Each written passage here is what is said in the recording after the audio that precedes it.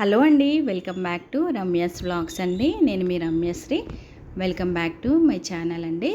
ఈరోజు మనము వేయించుకున్న జీలకర్రని దానితో పొడిని తయారు చేసుకుందాము. ఏ విధంగా చేస్తారో చూద్దాము. ముందుగా స్టవ్ వెలిగించేసి ఒక ప్యాన్ పెట్టుకొని ప్యాన్ వేడెక్కాక లో ఫ్లేమ్లోనే మనము జీలకర్రని వేయించుకుందామండి దోరగా. నేను ఇక్కడ 1 కప్పు వరకైతే జీలకర్రని వేశాను.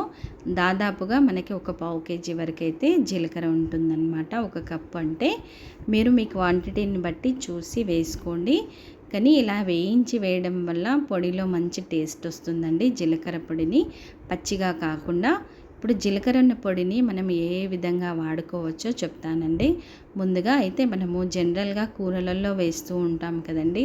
నాన్ వెజ్లో కానీ లేదంటే వేరే కూరలలో వెజిటేరియన్ దాంట్లో కూడా వేస్తూ ఉంటాం కదా. చాలా టేస్టీగా ఉంటుందండి. అలాగే టమాటా రైస్లో, బగారా రైస్లో కూడా వేసుకోవచ్చండి.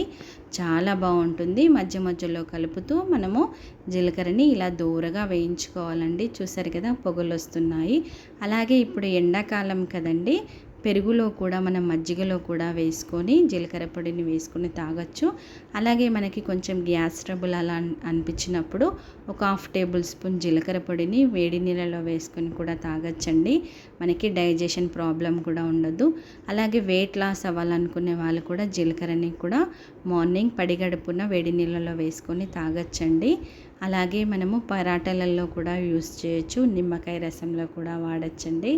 ఉట్టిగా కూడా మనము ఎప్పుడన్నా వేపులు అలాంటివి వచ్చినప్పుడు కూడా మనము జీలకర్ర పొడిని ఇలా నోట్లో వేసుకొని చప్పరిచ్చచ్చండి. చాలా బాగుంటుంది. ఇప్పుడు జీలకర్ర అయితే మంచిగా వేగిపోయింది. చూసారు కదండి, కలర్ కూడా మంచిగా చేంజ్ అయిపోయింది. ఇలా నలుపుతేనే మనకి నలిగిపోతుంది. ఇప్పుడు స్టవ్ ఆఫ్ చేసేసి ఒక ప్లేట్లోకి తీసుకుందాము. పూర్తిగా చల్లారాక మనం ఒక మిక్సీ జార్లో వేసుకొని మంచిగా ఫైన్గా పౌడర్ చేసి పెట్టుకుందామండి. చాలా టేస్టీగా ఉంటుందండి. ఈ ఎండాకాలంలో అయితే మనకి జీలకర్ర అయితే చాలా ఒంటికి చలవ చేస్తుందండి. అలాగే మనము ఏమి తినాలనిపించినప్పుడు కొద్దిగా జీలకర్ర పొడి, కొద్దిగా ఉప్పు, నెయ్యి వేసుకొని కూడా తినచ్చండి. అజీర్తి అలాంటివి ఉండదు. నోటికి కూడా మంచి టేస్ట్ అనిపిస్తుంది మనకి. చూసారు కదండి, పొడి అయితే రెడీ అయిపోయింది. చల్లారాక వేశాను. ఇప్పుడు ఒక కాంచు డబ్బాలో కానీ లేదంటే ప్లాస్టిక్ డబ్బాలో కానీ వేసుకొని మనము మూత గట్టిగా పెట్టుకొని దీనిని కనీసం ఒక 2 నుంచి 3 నెలల వరకు మనం స్టోర్ చేసి పెట్టుకోవచ్చండి. చూసారు కదండి, జీలకర్ర పొడి ఎంత మంచిగా వేగిపోయినాక ఎంత బాగా కలర్ వచ్చిందండి. బయట తెచ్చుకునే బదులు మనం ఇంట్లోనే ఇలా తయారు చేసుకోవచ్చండి. జీలకర్ర కూడా చాలా కాస్ట్లీగా ఉంటుంది. పొడి అంటే కూడా చాలా రేట్ ఎక్కువగా ఉంటుంది. మనం ఇంట్లోనే చాలా ఈజీగా ప్రిపేర్ చేసుకోవచ్చండి.